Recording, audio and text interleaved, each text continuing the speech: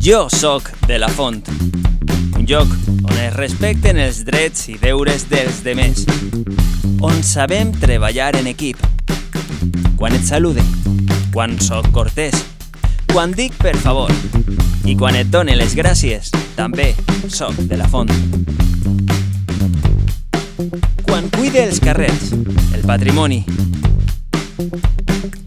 quan respecte les capacitats diferents, quan et cuide, quan em cuides, sóc de la Font.